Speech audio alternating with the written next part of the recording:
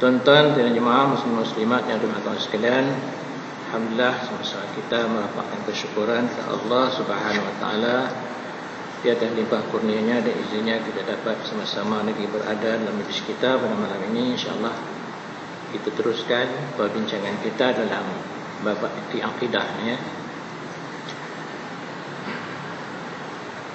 Bagi yang ada kitab ya.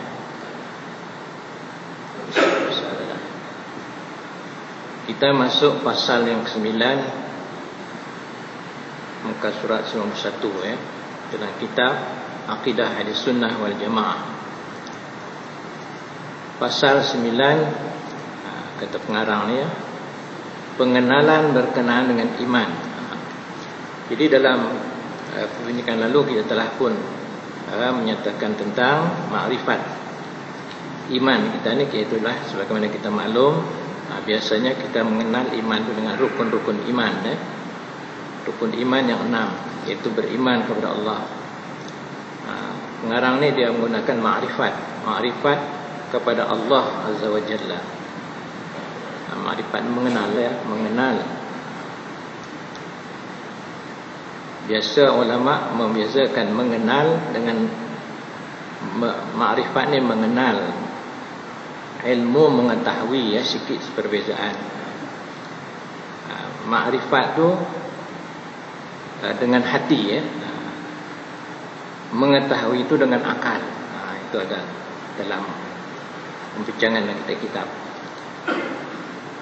Dia berbeza sikit. Makrifat ni lebih mendalam. Maknanya itu kita mengenal dengan hati ya. Makna dirasakan. Allah itu dirasakan, kewujudnya dirasakan dengan hati ya, makrifat. Yang kedua makrifat yang malaikat. Yang ketiga dengan rasul. Jadi pengarang dulu memberikan sedikit huraian ringkas ya. Kemudian yang keempat makrifat dengan kitab-kitab. Yang kelima makrifat dengan hari akhirat. Yang keenam makrifat kepada qada dan qadar, atau qada dan takdir. InsyaAllah pengarang ini bincang satu persatu ya.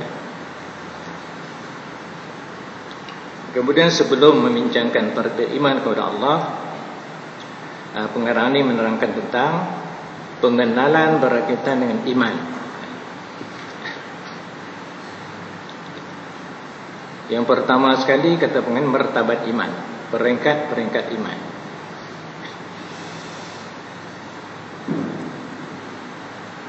Tadi sebelum saya datang ceramah ni, kuliah ni ya, 7:30 tadi saya terdengar satu ceramah daripada Radio Perak pada silap Ustaz Halindin ya.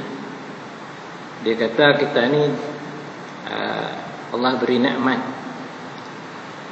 sehat, nikmat makan, nikmat minum ya, nikmat macam-macam lah nikmat hidupan ni. Tapi nikmat tu semuanya ada tarikh luput kita ni. Saya ingat terdengar tadi ya. Nikmat tu semua ada tarikh luput. Mana dia ada kesudahan, expired. Nikmat makan, sedap makan.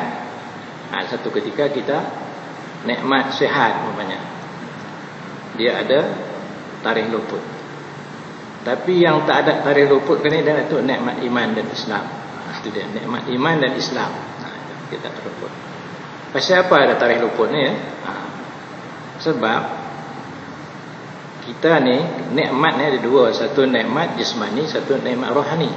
Sebab manusia terdiri pada jasmani dan rohani, jisim dan roh. Nikmat jasmani ni, sebab jasmani ni dia ada tarikh luput dia.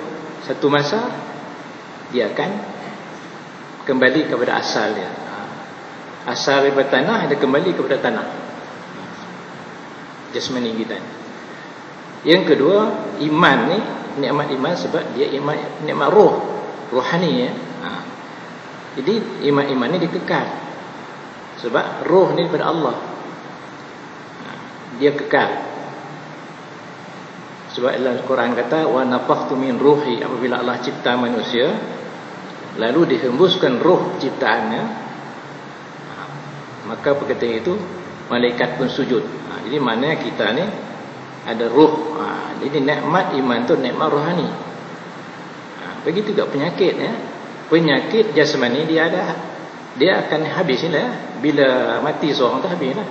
Tak kira kalau penyakit apa kan, sakit tinggi, lemah jantung semua. Tapi kalau penyakit rohani, dia membawa sampai ke hari akhirat, sampai ke hadapan Allah Subhanahu Wa Taala. Itu yang Allah sebut, yauma la yanfa'u malun wala banun illa man atallaha biqalbin salim, surah Ibrahim ya. Pada hari yang tidak ada guna harta dan anak-anak, illa man atallaha biqalbin salim, melainkan orang yang menemui Allah dengan hati yang sejahtera. Hati itu ruh ya. Hati sejahtera itu hati yang sejahtera, yang bersih sekurang-kurangnya sejahtera daripada syirik. Kurang okey. Yang bersih lagi sejahtera daripada segala sifat-sifat yang mazmumah dan sebagainya. Jadi penyakit rohani jasmani. Sebab itu yang kita bincang ini ialah satu perkara yang sangat penting, iaitu yang besar, iaitu iman ya. Iman dan Islam. Islam itu merujuk kepada buah iman. Islam itu mana buah iman, mana ketundukan kita kepada Allah Subhanahu Wa Taala, penyerahan diri kita kepada Allah berdasarkan keimanan kita ya. Itu untuk penyempurnaan. Baik, kita tengok kita pengarang. Martabat iman. Peringkat-peringkat iman. Mereka yang percaya kepada rukun iman yang termaktub dalam Al-Quran, macam disebut ya. Semua rukun iman yang kita sebut ini semua ada dalam Quran ya. Dan Al-Hadis adalah mereka yang telah makrifat kepada Allah Jalla Jalaluh.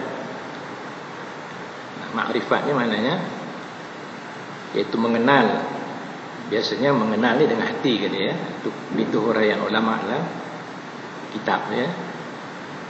Lupa kita baca, tapi terbaca lah ya. Dalam kitab dah sebut kata mengenal tu dengan hati, mengetahui itu dengan akal, berfikir. Sebab itu makrifat tu lebih tinggi kedudukannya daripada mengenal, mengetahui ya. Makrifat.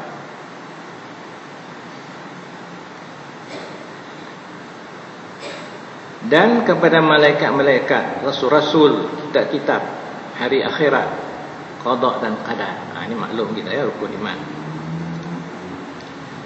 Dan mereka itu adalah termasuk golongan orang yang benar pengakuan imannya.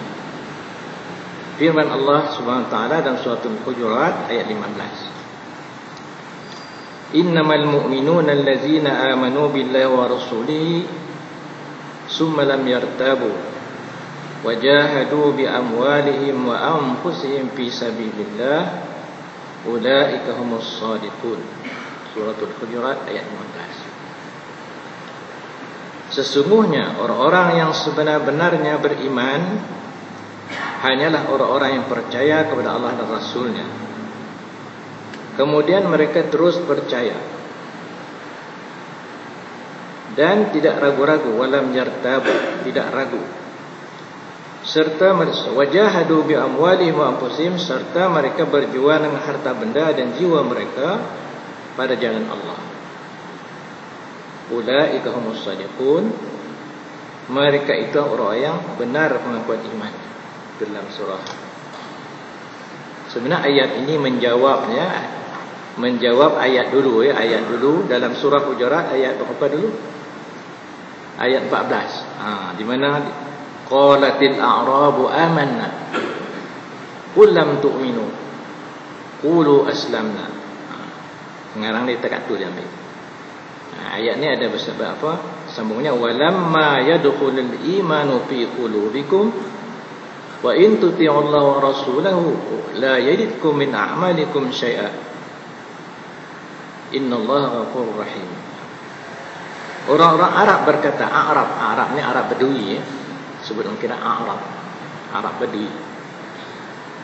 Arab ni dua, Arab Hadari, Arab Benar, Arab Badawi, Arab yang hidup berpindah randah ya. Qalatil Arab amanna, Orang Arab berkata, kami telah beriman. Qul lam tu'minu, katakanlah Muhammad, kamu belum beriman. Mana jangan berkata demikian. Walakin qulu aslamna, tetapi sementara iman belum lagi meresap. Tapi katakanlah, tetapi sementara iman belum masuk lagi masuklah hati kamu, katakanlah saja kami telah Islam. Maksudnya kami baru menyerah kepada Rasulullah. Jadi dulu saya sebut latar belakang ayat ni. Ayat ini ada kaitan dengan satu suku Arab bernama Bani Asad. Jadi mereka ni dalam suasana kemarau nak minta bantuan Rasulullah, jumpa Rasulullah, mereka terus masuk Islam.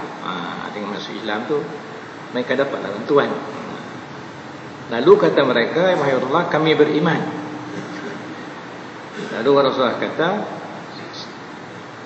lalu Allah menyatakan, katakanlah kepada mereka itu, kamu belum beriman, karena baru masuk Islam. Jadi maknanya iman tu belum lagi masuk.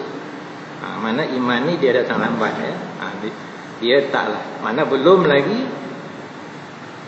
sebenarnya beriman, cuma baru masuk Islam. Itu yang Allah kata, walamma yadkhulul imanu fi qulubikum, belum lagi iman masuk dalam hati. Ya. Sebab itu kalau kamu beriman nanti, barulah tandanya ada, iaitulah kamu taat kepada Rasul ya. Itu dia. Kemudian dalam ayat yang Allah menjawab, iman yang sebenarnya macam mana? Innamal mu'minuna allazina amanu billahi wa rasulihi. Sesungguhnya orang sebenar beriman. Innama, hanya saja, terjemahan lama. Itu alat membatasi ya. Adatul hasri lah yang kata. Membatasi mana? Yang beriman yang sebenarnya sifat inilah yang empat ni. Innamal mu'minun, sesungguhnya orang sebenar beriman hanyalah orang-orang percaya kepada Allah Rasulnya. Cukupkah setakat itu? Tak cukup ya. Kemudian mereka walam yartabu, tidak ragu-ragu. Jadi iman di sini mestilah iman yakin, tidak ragu-ragu. Cukupkah sedemikian itu? Belum cukup, sebab iman mestilah dibuktikan dengan amal ya. Wajahadu bi amwalihim wa anfusihim, mereka berjuang dengan berjihad dengan harta mereka dan diri mereka fisabilillah, pada jalan Allah. Ulaika humus shadiqun, mereka lah orang-orang yang benar pengakuan imannya. Sebab perintah-perintah Allah tak banyak sangat, cuma ada salat masa itu ya. Sebab itu suasana Islam berkembang, maka jihad itu adalah satu amalan yang dapat dilihat, tanda keimanan seorang, pejuang dia pada jalan Allah dengan harta bendanya, dengan diri dia. Itulah betul-betul orang yang beriman kata Allah Subhanahu Wa Taala. Maknanya empat ini sifat-sifatnya. Pertama, beriman kepada Allah dan Rasul. Kemudian mereka yakin, walam yartabu. Kalau dalam bahasa yang terlalu disebut dengan jazam, dengan kukuh ya, tidak berganjak, tidak tabu. Kemudian dia ini wajahadu bi amwalihim, berjihad. Saya nak sentuh sikit perkara jihad ni ya. Jihad, perkara jihad ni dari perkataan jahada, bersungguh-sungguh. Itu mana jihad. Dalam Islam ni jihad ni adalah kemuncak. Sebab Nabi kata, Ra'sul amri al-islamu wa amudu as-salah wa zirwatu sanami jihadun fi sabilillah. Ra'sul amri Islam. Kepala segala urusan hidup kita ini adalah Islam. Maknanya kehidupan kita ini mestilah dicorakkan oleh Islam. Ketundukan kita kepada Allah Subhanahu Wa Taala, itu Islam. Apa saja kegiatan kita mesti ukur bagaimana pandangan Islam. Saya buat ni macam mana kata Islam. Itu Ra'sul amri al-Islam. Wa abudu as-salah, tiangnya adalah agama. Jadi agama pula. Tiangnya adalah salat, sembahyang. Sembahyang sebagai tiangnya. Untuk kita menegakkan Islam itu mesti ada tiang. Kemudian wazurwat sanami, puncaknya ialah jihad fisabilillah, berjuang pada jalan Allah. Jihad dalam makna yang luas lah ya. Sebab itu ya, untuk segi jihad ni sebagaimana yang saya tengok sedikit dalam satu kitab, iaitu kitab Zadul Ma'ad yang dikarang oleh Ibnu Qayyim Jauziyah yang wafat tahun 751 Hijrah. Di dalam bab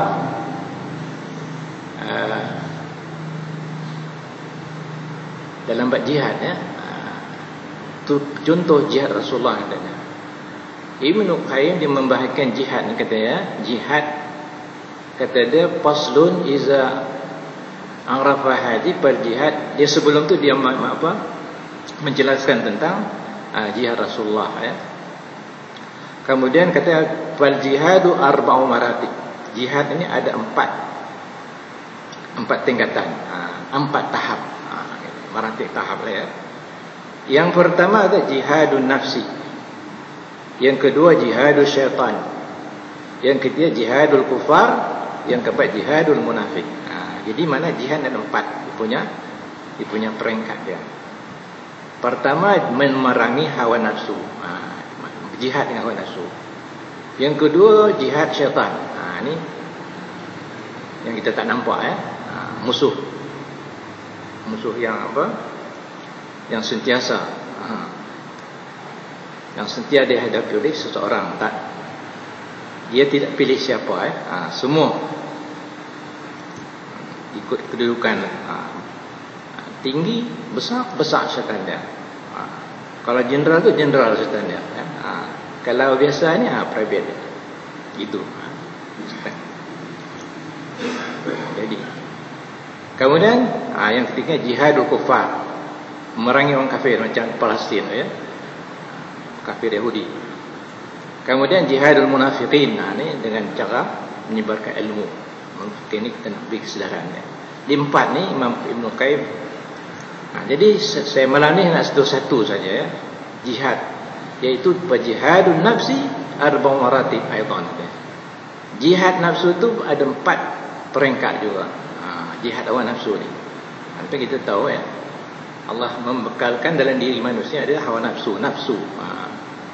Jadi manusia ni dia ada akal, ada nafsu.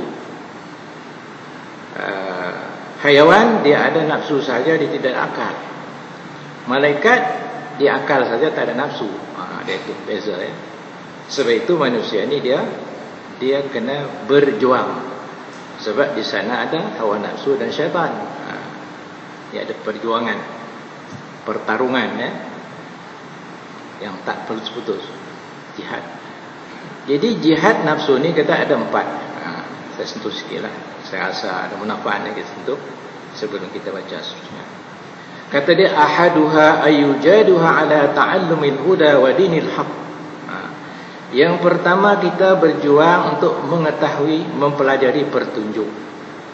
Kita belajar agama Islam, ilmu Islam tu. Itu nombor 1. Mana menuntut ilmu tu satu jihad hawa nafsu. Kan nafsu ni kena paksa kita mengaji ni ya. Dia kena apa? Itu katakan taat huda wa dinil haq, kita mempelajari agama yang benar supaya kita kenal agama. Sebab kata la falaha laha, tidak ada kejayaan kalau kita tak dapat ilmu agama ini. Wala sa'adah, tidak kebahagiaan, sama ada hidup kita di dunia atau hidup kita di akhirat. Sempat di akhirat. Kalaulah kita terputus daripada ilmu ini, maka kita akan kecewa dunia dan akhirat, kata dia. Wa mata fataha ilmu syaqiyat fid daraini. Itu kata Ibnu Qayyim dalam Zadul Ma'ad. Jadi pertama sekali kita tahu nafsu ni mestilah berjuang untuk mendapat ilmu. Ilmu apa? Ta'al huda, ilmu hidayah, ilmu agama lah ya. Dan agama.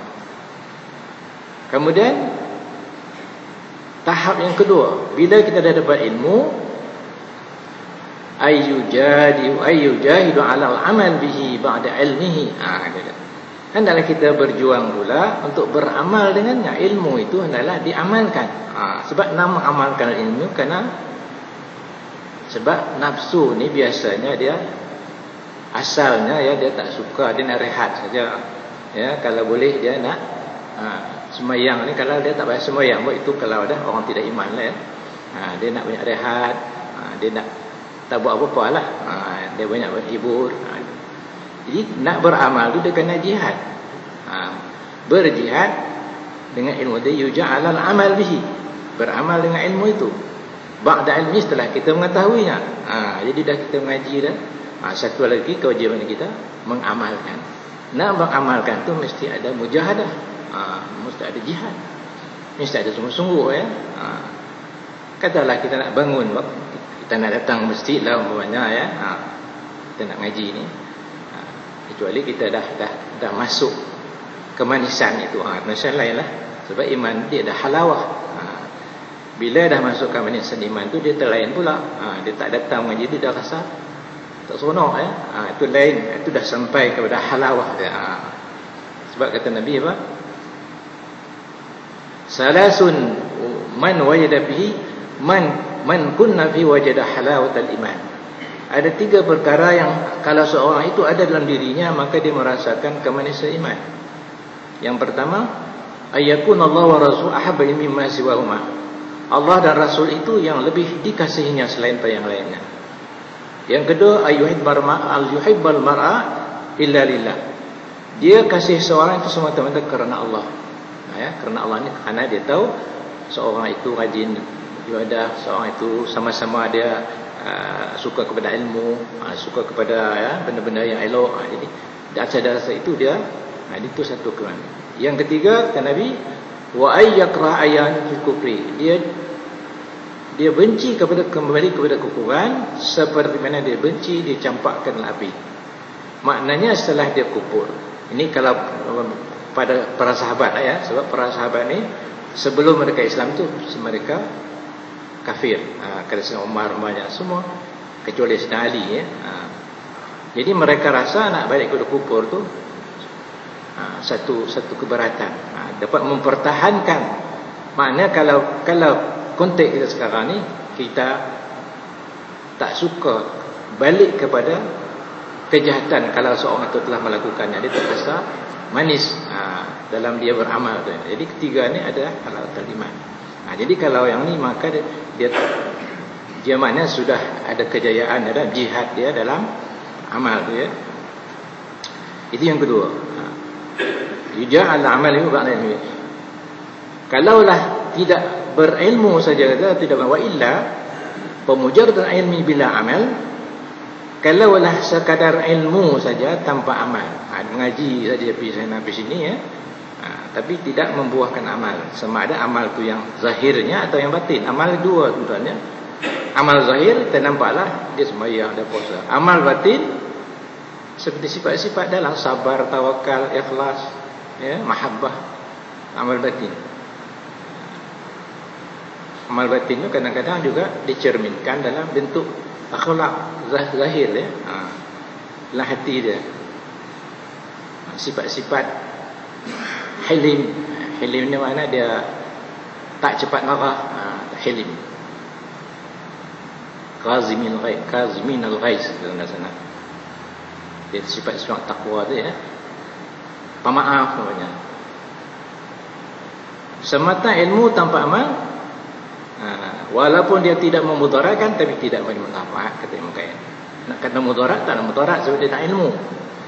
Tapi ilmu ni insya-Allah, kata Imam Ghazali, kalau orang tu ada ilmu, insya-Allah mungkin satu hari dia, kalaupun dia tak beramal, tapi ada harapan dia beramal. Tapi kalau tak ada ilmu langsung, kita tak langsung macam orang tak ada apa, tak ada lampu lah.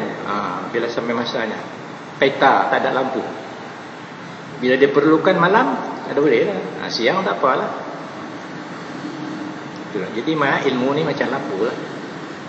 Bila sampai masanya diperlukan, walaupun tidak beramal pada mulanya. Kemudian yang ketiga, ayyujahadaha ala da'wah ilahi. Adalah dia berjihad, berjuang untuk menyeru ke arah ilmu itu. Dia sampaikan ilmu kepada orang. Dia disampaikan, nanti kalau ada orang dah menyampaikan ini tidak mesti dia banyak. Sebab kata Nabi, balighu anni walau ayah, sampaikanlah ilmu walaupun satu ayat. Satu ayat ni mana satu hadis. Jangan kita baru dapat satu kita cakap 10 tak boleh lah ya. Takat mana kita tahu yang tu lah. Mana kita banyak, secara banyak lah. Sekadar yang kita tahu. Yang tak tahu tu tak tahu. Saya juga yang saya tahu yang itulah saya begitu. Yang tak tahu memang banyak ya. Kita hanya tahu yang sedikit sahaja. Yang sedikit itulah kita nak sampai.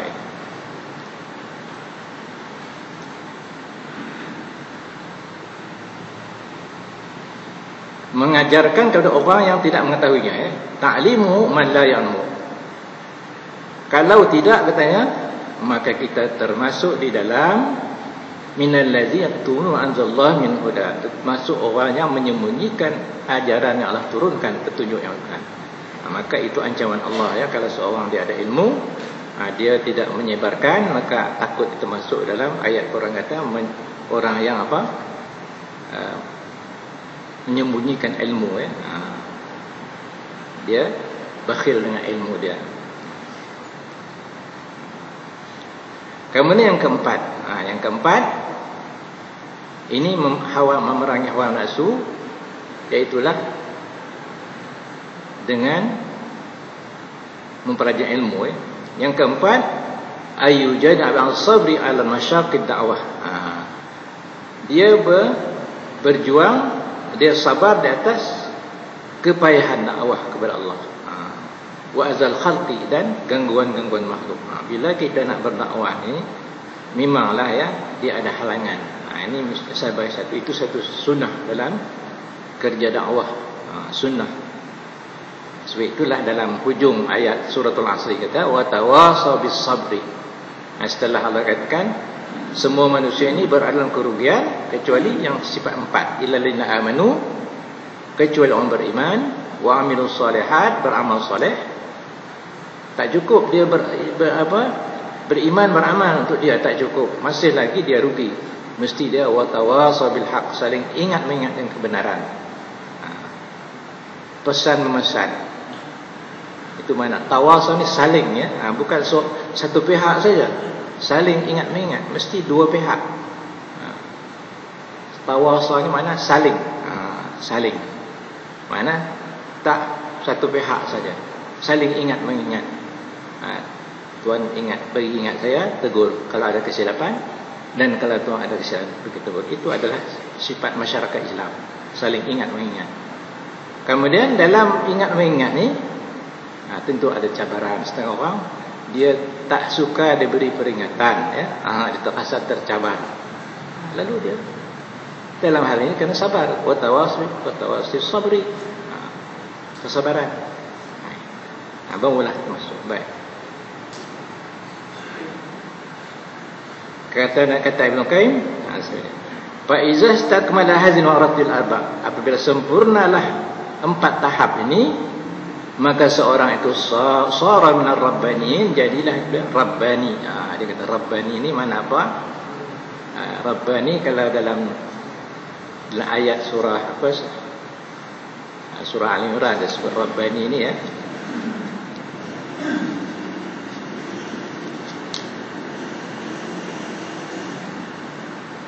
Rabbani, kunu rabbaniin.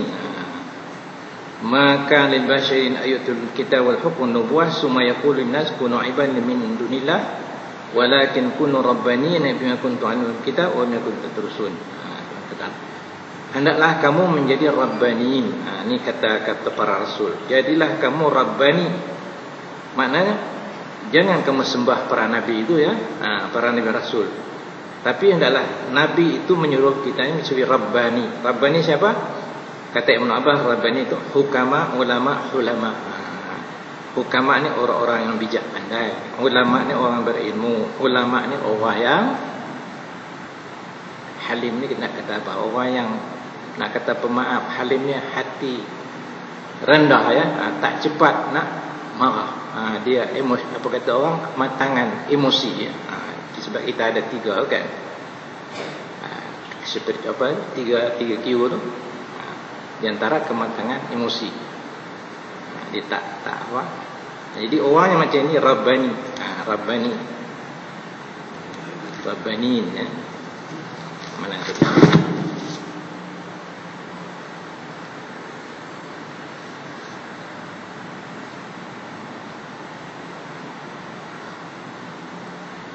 Kata fa inna salafa mujma'una.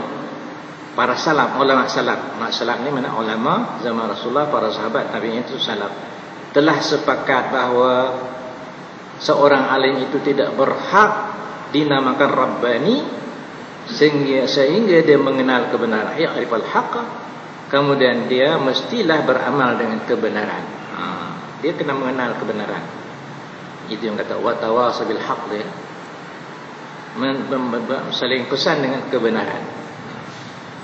Kebenaran itu tak lain lah, maknanya semua ajaran Islam itu kebenaran lah. Sebab itu kata dia paman alima wa 'allama wa amila fazalika yud'a bi malakus sama. Kata Ibnu Qayyim, siapa yang mengetahui dan beramal dan mengajar. 3 ya. Kita tahu, kita beramal, kita ajarkan. Maka demikian itu diseru di depan Allah Subhanahu wa taala, di depan para malaikat di hari akhir nanti. Itu kelebihan orang yang berilmu, kemudian beramal, kemudian menyampaikan kepada orang lain. Wallahu a'lam. Baik, kami nak balik kepada itu yang sebut saya pasal apa? Jihad dalam makna yang luas tadi ya. Wajahadu bi amwalihim. Satu lagi dalam surah Ankabut yang mengenai jihad ni ya. Sebab hidayat dengan jihad itu tidak boleh berpisah. Hidayah sebab kita dahulu dengan kita bersungguh-sungguh. Sebab Allah kata wallazina jahadu fina lanahdiyannahum subulana innallaha muhsinin. Surah Ankabut ayat 9. Orang-orang yang bersungguh-sungguh untuk mencari keadilan kami, lanahdiyannahum, pasti kami tunjuk jalan-jalan kami. Itu 2 pemuatnya. Lanahdiyan, lam dengan lam taukid dengan nun yang bersatu. Kalau bahasa Arab ya, orang tahu bahasa Arab tahu. Kalau nahdi itu tak ada lam nun, pasti kami akan tunjukkan dia jalan kami. Mana kalau orang bersungguh-sungguh. Sebab itu dalam tafsiran ayat tu ya, dalam banyak-banyak tafsiran, dia, kalau orang bersungguh-sungguh mencari ilmu katanya, pasti Allah tunjuk dia ilmu. Orang bersungguh-sungguh dalam melaksanakan satu, Allah tunjuk dia. Ini kita dulu, barulah datang. Macamlah ayat apa orang selalu baca tu, innallaha la yughayyiru biqaumin hatta yughayyiru ma bi anfusihim. Allah tidak merubah keadaan satu kaum itu sehingga mereka merubah diri sendiri. Ini ayat apa? Ayat ikhtiar, ayat usaha ya. Kalau orang tasawuf juga ayat syariat. Ayat syariat. Maknanya usaha kita dahulu ya. Wal jahadu bina innallaha ma'as. Allah bersama-sama orang yang muhsin. Muhsinin itu 2 orang yang melakukan kebaikan atau orang yang memperelokkan amal dia. Itu ihsan tu memperelokkan amal. Macam mana cara memperelokkan amal? Dia 2 ya. Satu mesti ikhlas, yang kedua betul pelaksanaan. Ikhlas kerana Allah, betul mengikut sunnah Rasulullah. Itu kata Fudail bin Iyad. Adalah apabila dia mentafsirkan ayat, allazi khalaqal mauta wal hayata liyabluwakum ayyukum ahsanu amala, dan surah Al-Muluk ya. Allah yang mentakdirkan adanya kematian dan kehidupan untuk menguji kamu siapakah yang lebih elok amalannya, ahsanu amala. Allah tak sebut aksaru amala, yang lebih banyak ya, tapi Allah kata ahsan, yang bernilai, yang bermutu, amal yang bermutu. Sebab itu dalam tafsir amal yang bernilai itu apa dia? Dia mesti ada 2 ya. Pertama dikata ahsan akhlasu aswabu, yang lebih ikhlas dan yang betul. Ikhlas kerana Allah, betul mengikut sunnah Rasulullah.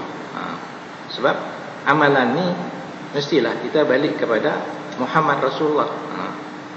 Dalam syahadah tu ya, kita kena faham syahadah tu. Syahadah pertama tu la ilaha illallah, tu syahadah tu mana mentauhidkan pengabdian kepada Allah. Muhammad Rasulullah tu mana cara mengabdi itu, cara itu dengan Rasulullah. Itu huraian ulama yang apa yang saya baca tentang Mudah kita nak faham kalimah syahadah ni ya. Cara mengabdi itu cara Rasulullah tunjuk. Tak ada cara lain. Allah tak terima cara lain ya. Kalau ikhlas saja tapi cara tak betul Allah terima. Betul saja tak ikhlas Allah tak terima. Kena dua-dua ya.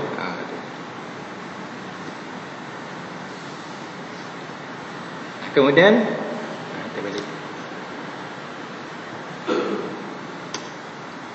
orang yang telah makrifat Allah Azza wa Jalla, keimanan mereka terbagi kepada 4 martabat. Ini kata pengarang pula. Iman ni ada 4 martabat. 4 martabat yaitu mengikut kadar makrifat mereka dan ketakwaan, ketaatan, keikhlasan, kecintaan mereka kepada Allah. Jadi bezanya ya. Sebab itulah di iman ni dia ada peringkatnya 4 martabat. Di sini ada 4 dia sebutlah. Sebab itu dalam apa surah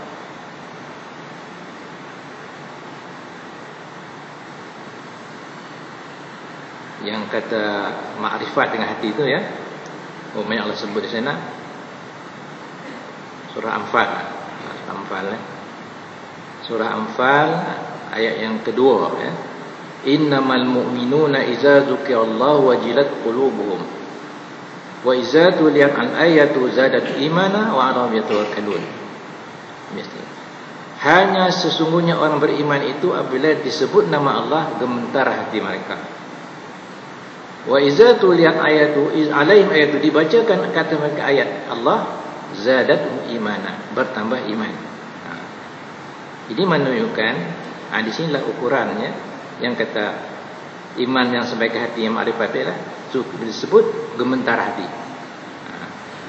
Ini bolehlah, adakah kita gementar apabila sebut nama Allah, sebut kebesaran Allah ya, Al-Qahar, Al-Jabbar misalnya. Kita kalau terkejut, kalau benda-benda yang apa ulak lah, kita terkejut lah ya. Mungkin yang dua ni ada kita iza tulis ayat itu dibacakan Allah bertambah iman. Mungkin ni bila kita mengaji, kita baca tafsir, kita baca hadis, rasa bertambah. Itu mana peningkatan lah ya. Dia mengatakan kadar makrifat dan ketakwaan. Nanti kita takwa ya. Sebab ketakwaan seorang ni dia dalam satu surah apa A'raf ayat 21 ya, Allah sebut sana innal ladzina taqaw iza masyum ta'ifun minasyaitan tazakkaru fa iza hum mubsirun. Sesungguhnya orang yang bertakwa, ini tingkatan dia ya. Tingkat asas takwa itu ialah dia yang Allah suruh dia buat, yang Allah tinggalkan, yang dia larang dia tinggal. Asas takwa yang Allah suruh dia buat, Allah larang dia tinggal. Sama ada yang zahir atau batin ya. Sebab takwa ni dua kata Imam Ghazali. Takwa zahir, takwa batin. Takwa zahir, kita tengok semua yang puasa. Takwa batin apa dah? Itulah sifat-sifat dalaman, sifat mahmudah ya. Seperti ikhlas, sabar, tawakal. Itu takwa batin yang tak nampak.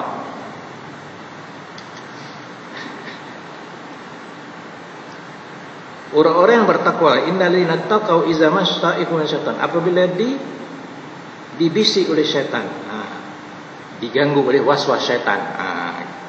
Waswas syaitan, kita ni ada waswas syaitan yang Allah sebenarnya yuwaswisu fi sudurin nas. Waswas ya, ada hawas ya, waswas.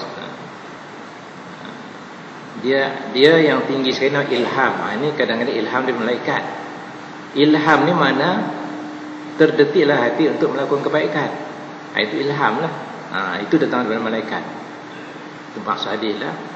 Kemudian satu lagi apa kan, hawajis ni lintasan-lintasan. Kena itu dari syaitan. Lintasan macam-macam lah ya. Termasuklah sangka buruk pada orang. Itu lintasan-lintasan.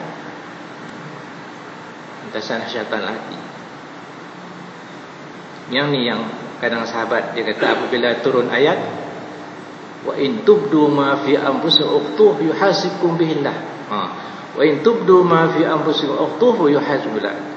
Sekiranya kamu menyatakan apalah hati kamu atau kamu menyembunyikan, pasti Allah akan hisab. Allah akan kira. Kalau gitu kepada sahabat, susahlah kita. Kadang kita terlintas juga macam-macam hati ni. Tapi kata Nabi, lepas turun ayat la yukallifullahu nafsan illa wus'aha, Allah tidak memberi mereka sekadar kemampuannya, sekadar terlintas saja tapi tak keluar daripada mulut. Mudah-mudahan Allah ampun ya. Terlintas, kita nanti banyak ya. Terlintas hati dengan orang tengok macam ni, kita hati bidang ni. Itu lintasan. Tapi kalau kita tuturkan dengan lidah, itu dah. Kita kata macam-macam. Itu. Tapi sekadar lintasan, Allah kata la yukallif nafsan illa wus'aha. Setelah ayat itu turun ayatnya ya. Baik. Jadi ayat tadi, ayat A'raf 10 tadi kata, orang yang bertakwa apabila diganggu syaitan dia terasa, dia sedang tazakkaru. Tazakkaru mana? Dia melihat, dia ingat kesalahannya. Oh, yang ni bila dia lihat, ini salah, dosa. Maknanya bila dia terasa nak buat tu, dia tahu, oh ini satu kesalahan. Itu tazakkaru. Ataupun dia teringat, kalau aku tahan ni aku dapat pahala. Katalah orang mati dia nak balas. Oh, kalau aku balaskan dia lebih. Itu tazakkaru, ingat siksaan Allah. Kalau terlebih sini, tapi kalau aku sabar, dapat tazakkaru. Fa izahum mubsirun, tiba-tiba mereka melihat. Sini kita dalam tafsir yubsirunul haq, mereka melihat kebenaran dengan binuril basirah. Sebab penglihatan itu dua. Penglihatan mata yang kita lah, satu penglihatan mata hati, contohnya. Kita ni ada mata hati. Mata hati itu bergantung kepada cahaya iman. Iman. Sebab itu kalau kesalahan banyak dilakukan, maka cahaya itu dikurang, tak nampak. Kadang yang salah tu nampak betul, yang betul nampak salah. Nilai terbalik dia. Tak ada basirah. Maka terlepaslah daripada waswas syaitan. Itu di antara tawaan. Ketaatan itu juga ya. Keikhlasan, kecintaan kepada Allah Subhanahu dan sebagainya. Kemudian barulah pertama kita ambil satu lagi. Martabat pertama kata dia ya. Martabat pertama itu iman ulama. Satu dia. Ini cara pengarang dia lah. Kadang-kadang ada macam-macam lah orang kata iman, ada kadang kata iman ilmu, iman ayan, iman taklid, iman apa tu dalam apa kita tu aqidatun najin ya. Di sini dia bertabat iman, kata iman ulama. Ulama ni bukanlah maksud ulama yang istilah tu orang yang menguasai ilmu agama tu. Ulama ni orang yang mengetahui. Perkataan banyak alim, ulama. Alim ni ulama. Kata banyak daripada alimun. Iaitu keimanan makrifat terhadap Allah Taala dengan nazar. Nazar ni apa? Dengan melihat, memikir. Nazar ni perkataan Arab ya. Merenung. Dia merenung, melihat. Apa yang direnung dah? Tentulah alam ni ya, merenung ciptaan Allah. Dan istidlal mengambil dalil, sekurang-kurangnya di alam ini kita rasalah alam ini tentulah ada penciptanya. Kemudian melihat alam ini pula berjalan dengan baik, tentulah orang mencipta alam ini hebat ya. Maha berkuasa, maha bijaksana. Itu yang kata berfikir satu saat lebih baik daripada ibadah 70 tahun ya. Berfikir yang mendapat pahala. Dalam surah Imran, wa yatafakkaruna fi khalqis samawati. Orang yang berakal itu ulil albab tu apa? Alla yazkurunallaha qiyaman wa qu'udan. Orang yang mengingat Allah sama ada berdiri, duduk. Wa ala junubihim sambil beri. Kemudian wa yatafakkaruna fi khalqis samawati. Mereka berfikirkan tentang kejadian langit dan bumi. Fis samawati. Ini termasuklah orang yang imannya yang iman berdasarkan ilmu dia, iaitu dengan memikirkan alam dan mengungkapkan dalil tentang kejadian alam ini. Yang alam ini dijadikan sebagai dalil tentang kebesaran Allah. Dia melihat alam ni. Sebab itu apabila turun ayat ini ya, surah Imran ayat yang berapa kan? Inna fi khalqis samawati wa ikhtilafil laili wan nahar la ayatin lil albab.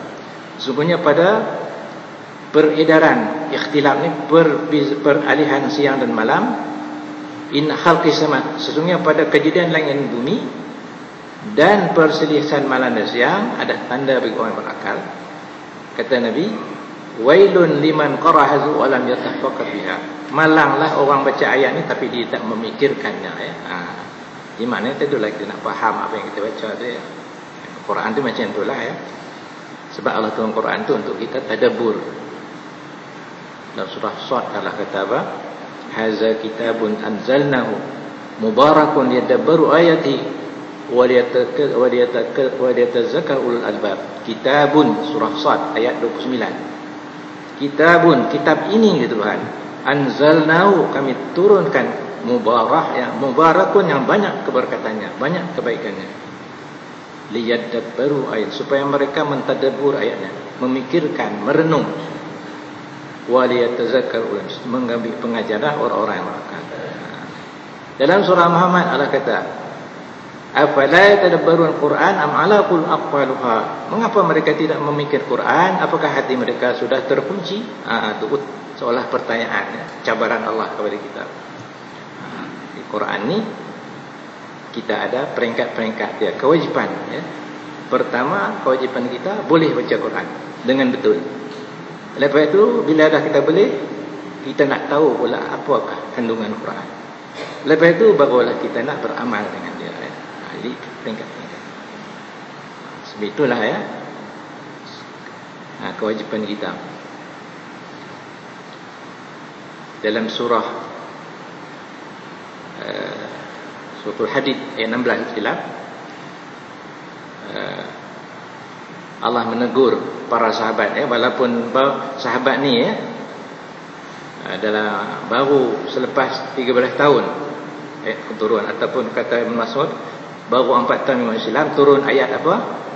Alam ya'nil ladzina amanu an tahsaqulu min rizqillah wa min nazamil haqq wa la yakunu kal utul kitab min qablu fa tala amat faqasat qulubuhum wa kanu fasiqun.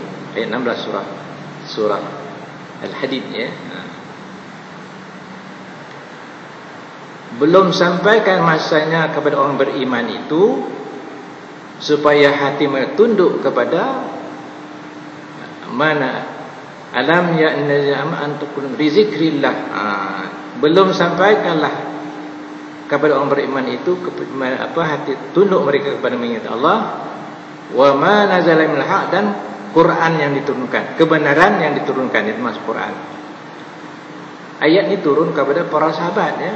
Sahabat ni bukanlah mana, cuma kata dalam al-sana, setelah kami sampai ke Madinah, setelah peperangan tidak ada, kami rasa aman, damai, ya, relax gitu kan. Taklah lagi nak apa, nak baca. Lalu Allah tegur. Allah tegur. Masa wahyu masih turun, ya. Jadi orang dulu sahabat, semasa wahyu masih turun, apabila sesuatu kesilapan, ayat turun menegur mereka. Kenapa mereka sudah mula berpaling. Lalu Allah kata di sana, wala yakunu kal utul kitab min qablu. Janganlah mereka jadi seperti orang yang beri kitab sebelum ini, Yahudi dan Nasara. Fatala al-amadat, fatala al-amadu.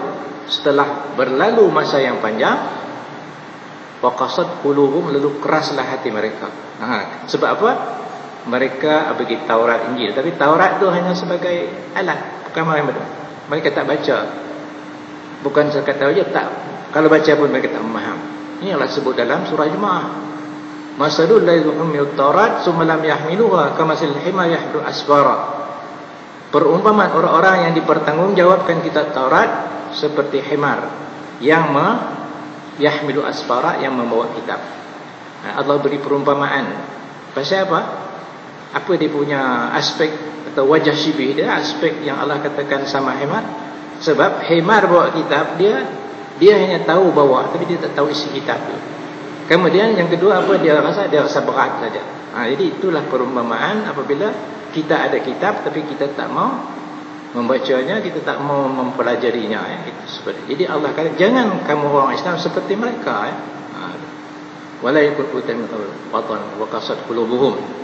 Keras hati itu maknanya malu ila dunia, mereka sudah cenderung kepada keduniaan. Dia lupa, ya. Ada surah. Kalau dalam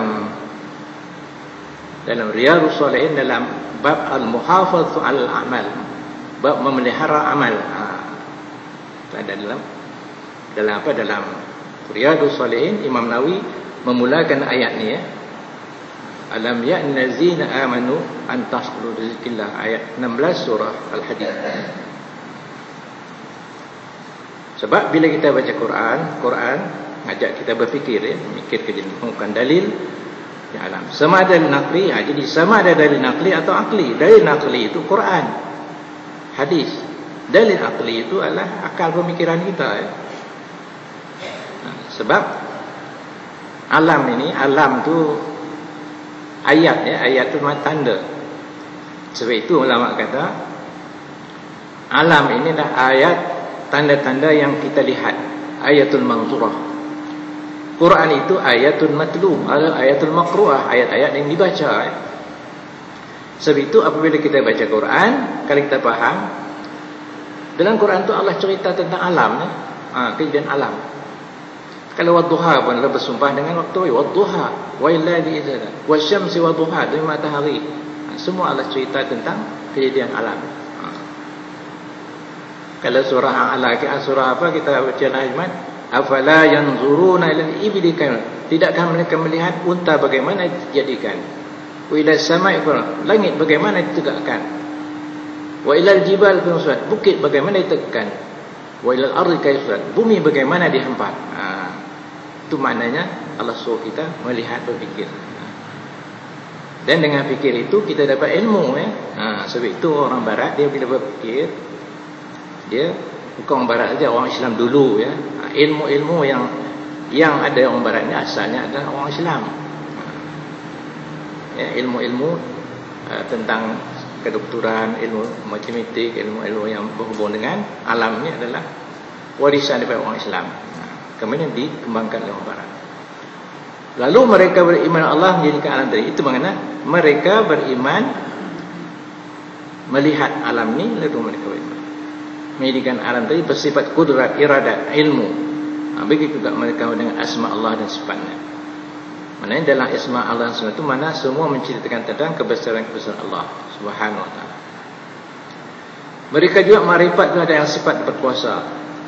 Mereka juga makrifat terhadap Allah yang sifat kuasa, berkehendak, mengetahui, bijaksana, mentadbir alam ini dan menjadikannya. Itulah.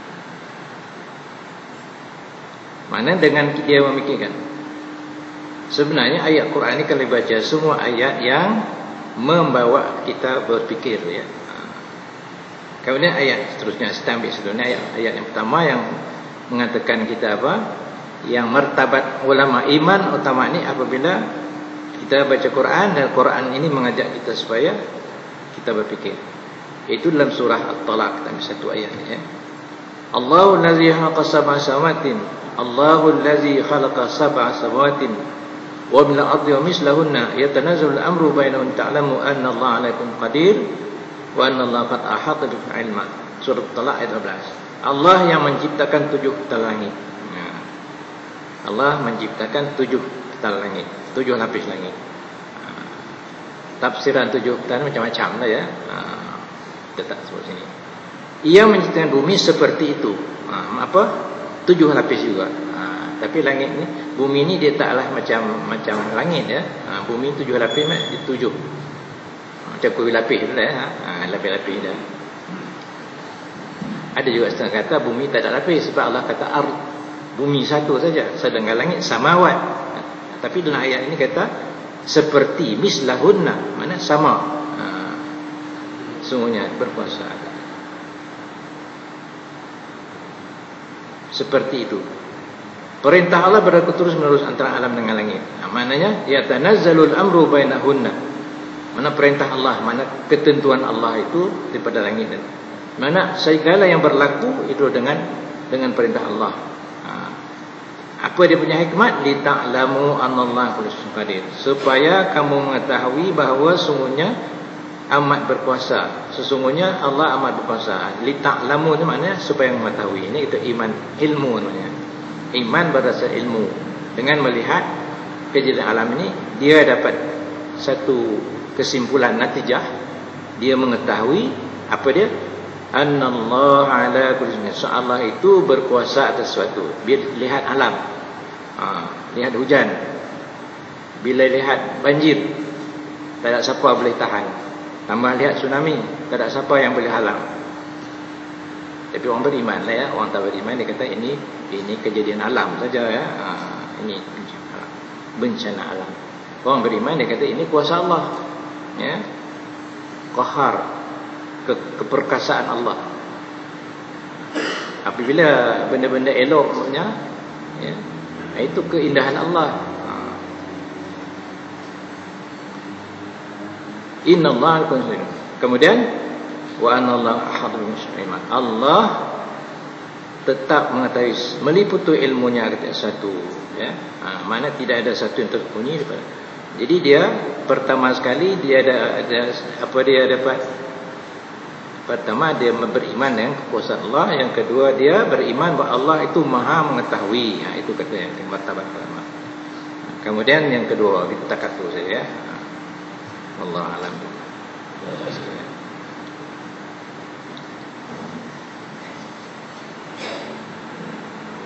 Tak apa lagi kita tak habis mengenai martabat iman ulama ni, kan martabat taklid. Ni martabat yang paling bawah ni, martabat taklid.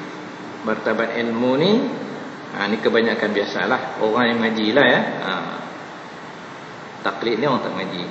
Yang tinggi sekali martabat iman menjalankan syariat. Wallahu a'lam.